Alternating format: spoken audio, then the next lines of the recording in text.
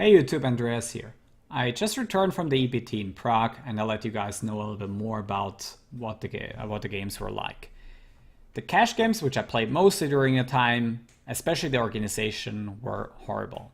First of all, when you go to an EPT, most of the people still have money and the cash games started really well.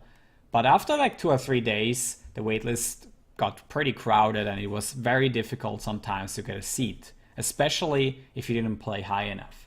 I think at the highest limits, which were 10-20 at that time, it was okay to get a seat. But if you were a recreational player trying to play a little bit lower, then it was pretty difficult for you to get a seat. So they kind of discouraged all the recreational players that didn't try to make money with the game to get a seat, unless you got up really early and in the early hours, all the tables kind of got opened and you could get a seat more easily. But if you got there maybe at 4 p.m. in the afternoon, it was difficult to get that seat.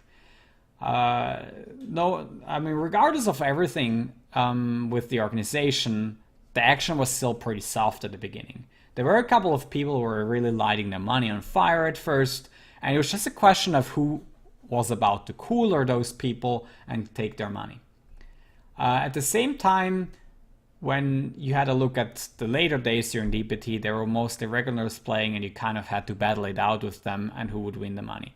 Rake was pretty high. For every pot that was still small, especially single race and 3-bet pots, and not really and also multi-way pots, Rake was at 5% to 6% with dealer tip included, and that's actually pretty high. As it got more deep stacked and you went over multiple street, then Rake was lowered significantly because the cap was already reached. For example, at the 10-20 level, the cap was about 20, and if you were playing like 203 on big blind steep, then the Rake wasn't that high.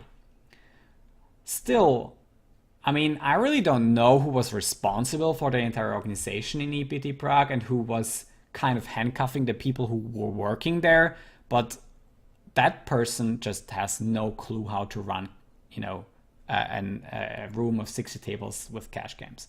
I really have no idea who would have such a bad organization of everything.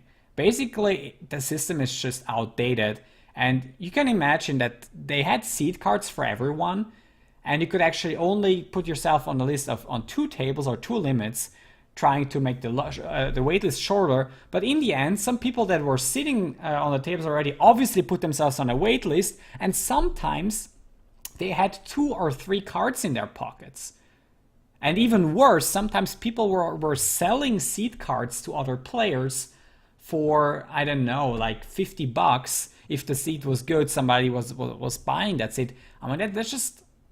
There's just a business everywhere, right? It's really horrible when you have to deal with this kind of bullshit, especially when you hear about it as a recreational. I guess as a professional player, you deal with this shit and you kind of have to make the best of it. But if you're a recreational, you're just gonna not play anymore. And that's exactly what we professional players want not to happen at an EPT, where everyone's kind of not really wanting to play anymore. So all in all, plenty of room to improve. I hope that the PCA in Bahamas will be much better in regards of the cash games. And yeah, I'm gonna see, because I'm going to PCA. A friend invited me to go there, so I'm gonna spend 9 days, I think, at the PCA in Bahamas. I'm gonna look forward to there. I also meet Veteran and some other streamers that are going to the PCA. Look forward to that. And yeah, I'm gonna update you on the PCA as well. Hope you enjoyed this video, and if you have any questions, just leave a comment below, and I'm gonna go more into specifics if you want me to. Bye guys.